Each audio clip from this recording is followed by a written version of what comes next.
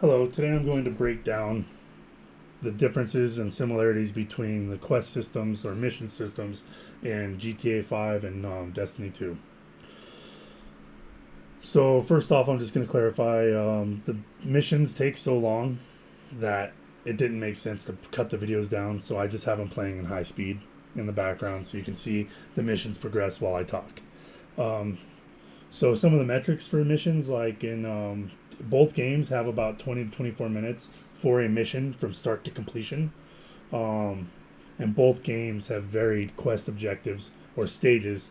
I would say GTA has a couple extra stages that are always there, like because you have to actually go to the mission because it's a living world. Whereas Destiny has a lot more. It just starts you in the mission and you have no real control over it. Some of the similarities, though, so like I said, they both have similar game length, but both games break the game down into checkpoints that are more story driven than completion criteria driven.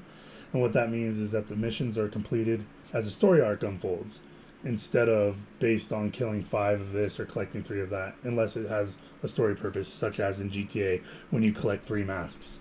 So that way you can have your faces hidden. Some of the differences between the two. One of them is Destiny story unfolds during action, so your ghost is constantly talking to you. He's up talking to you, and he's talking to the quest givers and updating your objectives and updating what you're doing in real time. So the action for the player never stops. In GTA, they try and slow it down, so they use the slow times for like when they're driving to the quest mission or when there's no cops or no action going on to actually talk about the mission. During action, it's actually just keep playing the game.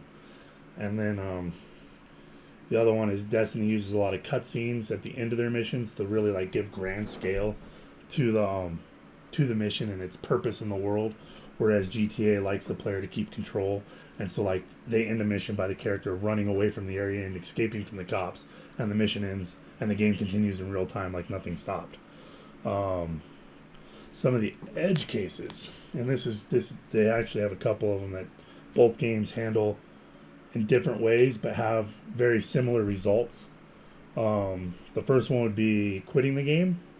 So in Destiny, if you quit the game or the game crashes during a mission, it will take you to the last checkpoint for that mission.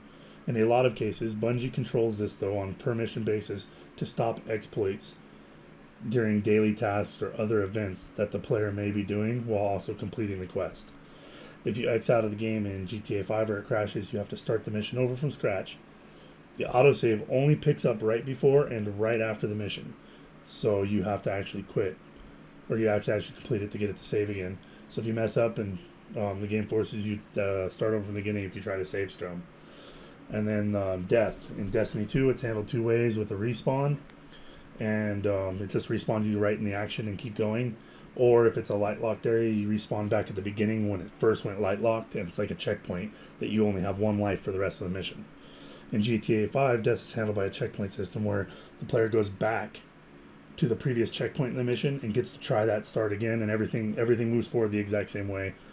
So the other thing that GTA does though for that is if a player is having a hard time, it gives them an option to skip a section and allows them to skip that area if it's really hard for them and move on with the mission so they can complete it because of the other limitations. And that's really it. Thank you for watching my video and have a good night.